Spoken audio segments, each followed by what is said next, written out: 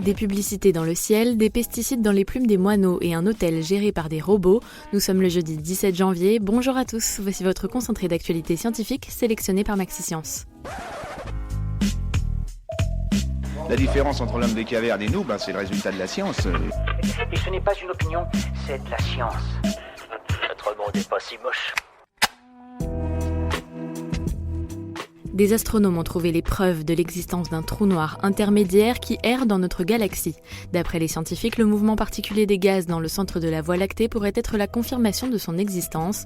Les trous noirs intermédiaires sont les plus insaisissables jusqu'à présent. Après les magazines, les trottoirs et les écrans, les publicités vont-elles gagner le ciel ? C'est l'idée folle d'une start-up russe qui veut faire du ciel un espace publicitaire. Les entrepreneurs veulent en fait lancer des nanosatellites dans l'atmosphère basse pour former des sortes de pixels. Ces satellites réfléchiraient la lumière du soleil et ne pourraient donc fonctionner qu'à l'aube et au crépuscule.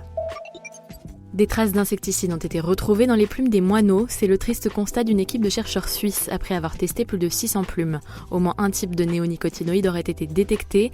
D'après les chercheurs, cela pourrait entraîner des perturbations neurologiques sérieuses chez les oiseaux. Après le LHC, le CERN révèle les plans de son nouvel accélérateur de particules. Appelé FCC pour futur collisionneur circulaire, il permettrait d'étudier le boson de Higgs plus en profondeur et d'en apprendre plus sur la matière noire. D'après le CERN, il fournirait également une formation exceptionnelle à une nouvelle génération de chercheurs et d'ingénieurs. Super, j'adore. Alors écoute-moi bien, je vais essayer d'être clair avec toi. Ouais, génial. C'est un nouvel effet du changement climatique. D'après une récente étude, le réchauffement des eaux de surface des océans bouleverse le régime des vents. Résultat, les vagues deviennent plus puissantes. À l'échelle du globe, leur énergie aurait ainsi augmenté de 0,4% par an depuis 1948.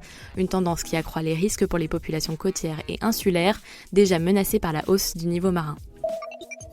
Voilà un Roméo et Juliette qui se termine bien. Une grenouille bolivienne nommée Roméo, célibataire et sans enfant depuis 10 ans, a enfin trouvé une femelle qui a bien entendu été nommée Juliette.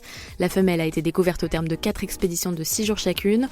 Coût total de l'opération, $25 000, récoltés grâce au financement participatif.